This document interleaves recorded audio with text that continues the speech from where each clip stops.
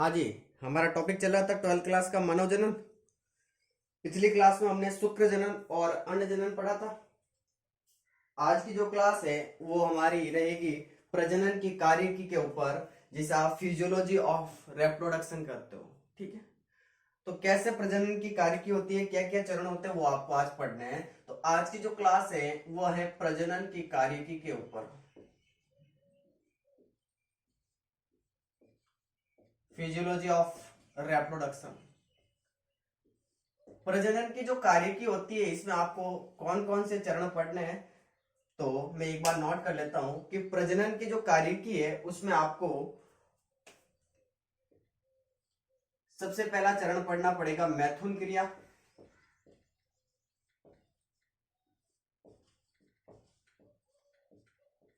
दूसरा आपको पढ़ना पड़ेगा अंडो उत्सर्ग ओव्यूलेशन।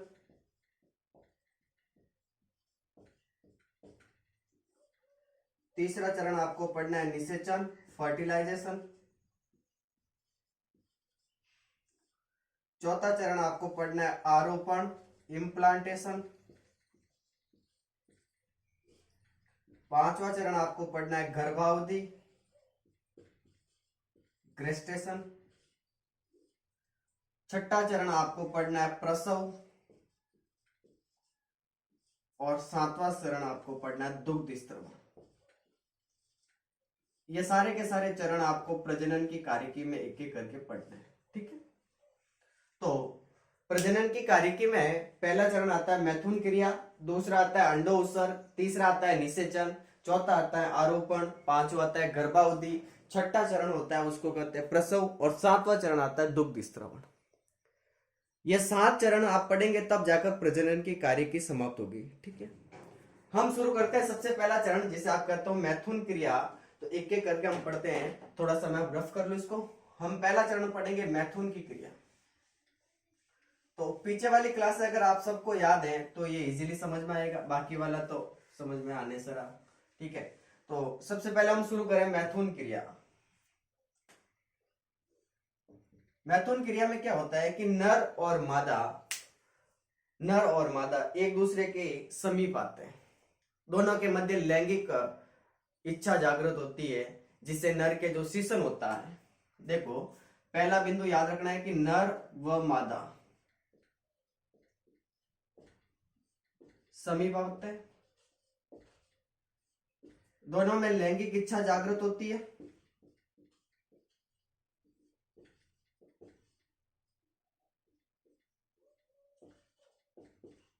लैंगिक इच्छा जागृत होती है, जिससे क्या होगा कि नर के अंदर जो शिशन होता है पेनिस, नर के अंदर जो शिशन होता है उस शिशन के अंदर रक्त कोटर होते हैं। आपको मैंने पढ़ाया था कार्पोरा कवर्नेस और कार्पोरा स्पोंजिया, वो नर के शिशन के अंदर पाए जाने वाले रक्त कोटर थे। इन रक्त कोटरों के अंदर रक्त भर जाता है, इन रक्त कोटरों के अंदर क्या भर जाता है, रक्त भर जाता है, जिसकी वजह से जो ये शिशन होता है ये सीधा और कठोर हो जाता है, और इसमें उत्तेजनशीलता का गुण आ जाता है।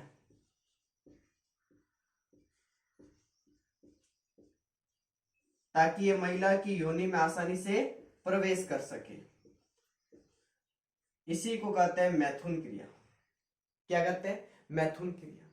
तो आपको याद रखना पड़ेगा कि मैथुन क्रिया में क्या होगा कि नर और मादा दोनों एक दूसरे के पास आते हैं, दोनों के मध्य लैंगिक इच्छा जागृत होती है, जिससे क्या होगा कि नर का जो शिशन होता है उसके अंदर जो रक्त कोटर होते हैं कार्पोरा स्पोंजिया और कार्पोरा कवर्नोसा, ये नर के शिशन के अंदर पाए जाने वाले रक्त कोटर थे, इनके अंदर रक्त भर जाता है, जिससे शिशन सीधा कठोर हो जाता है और शिशन के अंदर उत्तेजनशीलता का गुण आ जाता है, जिससे शिशन आसानी से मादा की योनि में प्रवेश कर जाता है। इस क्रिया को मैथुन क्रिया कहते हैं। इसको क्या कहते हैं, मैथुन क्रिया कहते हैं। इसी के अंदर एक शब्द आता है, मैं आपको अलग पेन से बताता हूं। एक शब्द आता है वीर्य सेचन, बहुत इंपॉर्टेंट है इसकी परिभाषा। वीर्य सेचन क्या है कि नर का जो शिशन है, इस शिशन के द्वारा शुक्राणुओं को, मैं आपको एक एक बातें बोलकर लिखवा भी दूंगा, आप पहले समझते जाइए कि जो नर के अंदर जो शिशन होता है इस शीशन से शुक्राणुओं को मादा की योनि में छोड़ना, मादा की योनि में छोड़ना,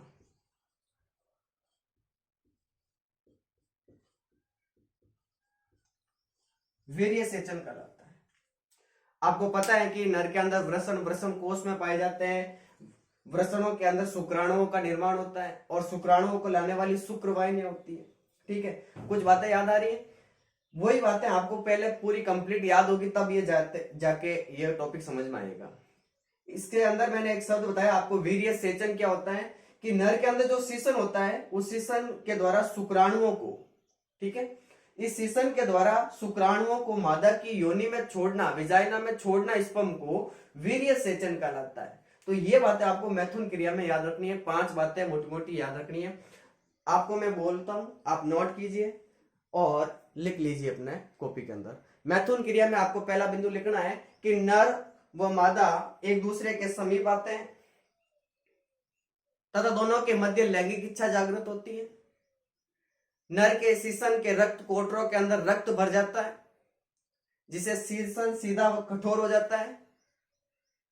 इससे शीशन में उत्तेजनशीलता का गुण आ जाता है ताकि शीशन आसानी से मादा की योनि में प्रवेश कर सके। इस क्रिया को मैथुन कहते हैं। फिर एक शब्द आता है, एक परिभाषा लिखनी है आपको, वीर्य सेचन क्या है?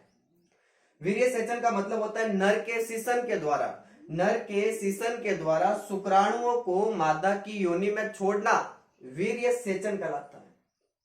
यह बात है आपको मैथुन क्रिया में याद रखनी है। तो प्रजनन के कार्य में हमने पहला चरण पढ़ा मैथुन क्रिया। दूसरा चरण आता है अंडो उत्सर्ग, ओव्यूलेशन। तो इसको मैं आप रफ कर लो। दूसरा चरण पढ़ेगा हम अंडो उत्सर्ग। उसमें क्या होगा, ध्यान से सुनिए आप।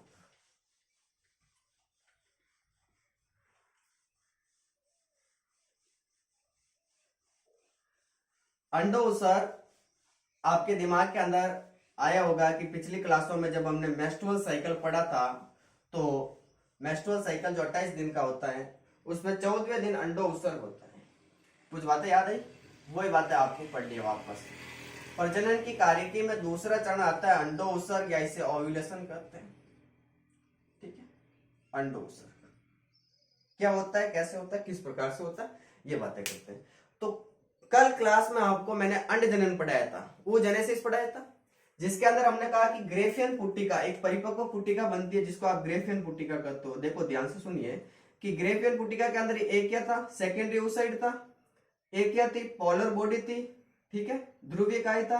ये द्वितीय अंडक कोशिका थी, एक ध्रुवीय काय था। इस द्वितीय अंडक या सेकेंडरी oocyte के चारों ओर 2 परतें बन गई थी। ठीक है, ऐसे 2 परतें बन गई थी। जो अंदर की ओर परत है, मतलब सेकेंडरी oocyte के जस्ट बाहर वाली परत को तो कहेंगे जोना पेलुसिडा, जोना पेलुसिडा। और जोना पेलुसिडा के बाहर जो परत होती है उसको कहते हैं कोरोना रेडिएटा, कोरोना रेडिएटा। और इसके बाद आपने देखा है कि इसके बाहर भी 2 झिल्लियां थी, एक थी थीका एक्सटर्ना और एक थी थीका इंटरना, कुछ इस प्रकार से। ठीक है, ये संरचना है, उसको कहते हैं थीका एक्सटर्ना और इस संरचना को कहते हैं थीका इंटरना। और इसके अंदर एक गुहा बन गई थी, इस गुहा को कहते थे हम एंट्रम गुहा। और ये क्या है, ये सबको पता है, पोलर बॉडी या ध्रुवीय काय है, ध्रुवीय काय, इसको इंग्लिश में आप कहते हो पोलर बॉडी। और ये पूरी की पूरी संरचना यहां पर एक संरचना के द्वारा लटकी रहती थी जिसको आप जर्म हिल कहते थे, जर्म हिल। ऐसी संरचना मैंने आपको कल अंड जनन की क्रिया में पढ़ाई थी। ये जो संरचना आपको दिखाई दे रही है, ये जो संरचना, इस संरचना को कहते हैं ग्रेफियन पुट्टिका, ग्रेफियन फॉलिकल कहते हैं।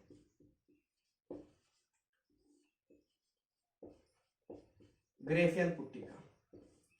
अब समझिए अंडो उत्सर्ग में क्या होगा कि महिलाओं के अंदर जब मेंस्ट्रुअल साइकिल का 14वां दिन चलता है तो उनके अंदर अंडो उत्सर्ग की क्रिया होती है, ओव्यूलेशन होता है। कैसे होता है कि महिलाओं के अंदर जब 14वां दिन आता है तो उनके अंदर LH हार्मोन निकलता है। LH का मतलब luteinizing hormone, luteinizing hormone, luteinizing hormone. यह हार्मोन कब निकलता है महिलाओं में? 14वें दिन। इस हार्मोन की वजह से क्या होगा कि इस ग्रेफियन पुट्टिका की जो ये झिल्लियां हैं ये फट जाएगी। सीधा सीधा मैं एक शब्द में कहूं तो 14वें दिन जब ये LH हार्मोन निकलेगा, ल्यूटिनाइजिंग हार्मोन निकलेगा, तो ये ग्रेफियन पुट्टिका फट जाएगी, जिससे क्या होगा कि इसके अंदर क्या था, ये सेकेंडरी oocyte था, ये पूरी संरचना क्या थी, सेकेंडरी oocyte था, ये सेकेंडरी oocyte बाहर आ जाएगा, सेकेंडरी oocyte बाहर आ जाएगा।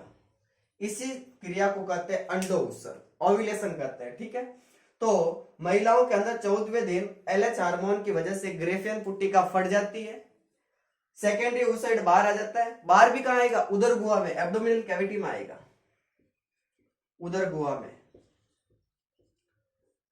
इसे कहते हैं अंडो उत्सर्ग। सीधा सीधा याद रखना है कि ग्रेफियन पुट्टिका से सेकेंडरी oocyte का बाहर आना अंडो उत्सर्ग कहलाता है। ये महिलाओं में 14वें दिन होता है, LH हार्मोन की वजह से होता है। और ग्रेफियन पुट्टिका कैसी होती है, इसकी संरचना मैंने आपको वापस एक बार बता दी है।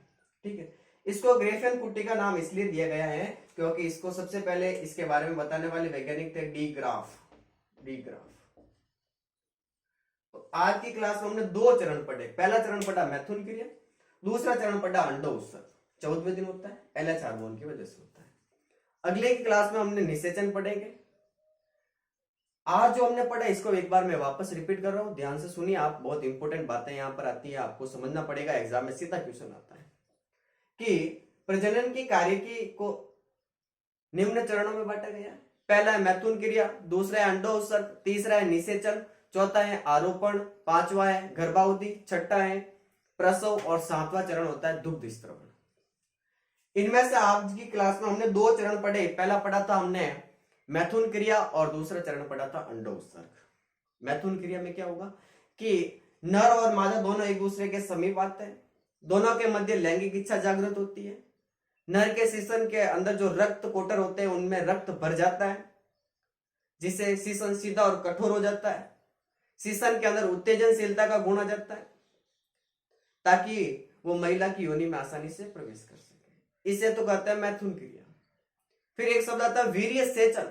वीर्य सेचन क्या होता है कि नर के शुक्राणु, नर के सीसन के द्वारा, देखो, नर के सीसन के द्वारा शुक्राणुओं को मादा की योनि में छोड़ना वीर्य सेचन कहलाता है। दूसरा चरण आता है अंडो उत्सर्ग, जिसे आप इंग्लिश में ओव्यूलेशन कहते हैं। यह महिलाओं के अंदर 14वें दिन होता है।